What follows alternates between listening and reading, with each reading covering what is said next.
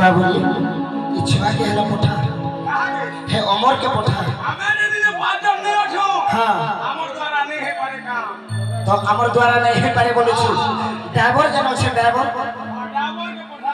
ले सुन तो हां हां ड्राइवर ऊपर का विश्वास हमारा केनाडी पूरी रास्ता काटी के केन के बोलावे का गारंटी हां